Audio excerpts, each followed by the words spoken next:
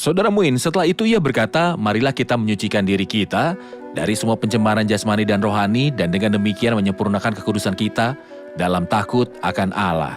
Apakah yang dimaksud dengan pencemaran jasmani dan rohani? Pertama saya ingin mengaitkan apa yang dikatakan saudara Ishak dan perkataan ini. Mari kita menyucikan.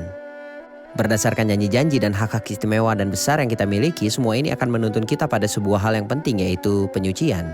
Dan di sini kita memperhatikan bahwa inilah penyucian itu.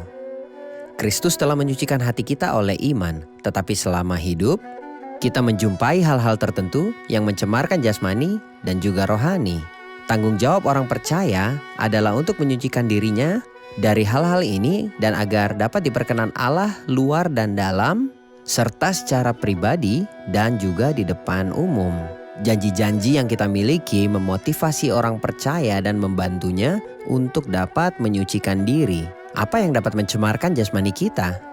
Kejahatan di dunia. Kejahatan eksternal. Kejahatan eksternal, atau seperti yang telah disebut dalam surat Ibrani, dosa yang begitu merintangi kita. Saya perlu menyucikan diri dari hal-hal ini, dari perbuatan-perbuatan daging. Daging itu sudah penuh dari televisi, majalah, surat kabar, dan kontak kita dengan orang-orang sekitar.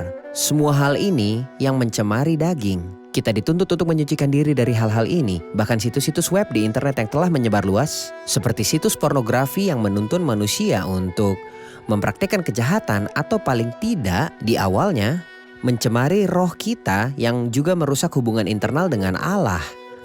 Jadi ketika bersentuhan dengan hal-hal ini, pemikiran internal orang percaya menjadi tercemar. Saudara Muin, dalam ayat 2 jelas bahwa ia berusaha untuk memenangkan kasih orang Korintus. Apakah Paulus mampu memenangkan respek dari orang Korintus atau apakah ia banyak kali berusaha keras karena ia merasa bahwa mereka tidak menerimanya? Paulus memenangkan hati mereka. Pada awalnya ia takut dan ia mengaitkan antara kata-kata ini dan surat pertama ia berkata, kami tidak pernah berbuat salah terhadap seorang pun. Mengapa? Saat ia berbicara tentang dosa seksual yang amoral, ia tidak bersalah ketika berkata, usirlah orang yang melakukan kejahatan di tengah-tengah kamu. Ia tidak pernah menulis perkataan yang menipu kepada mereka. Ia mengirimkan firman Allah yang murni. Tidak seorang pun dari kami mencari keuntungan. Maksudnya, apakah saya meminta uang darimu ketika datang? Atau setelah ia pergi dan mengutus Titus kepada mereka? Itulah yang pengajar-pengajar palsu katakan tentang dia.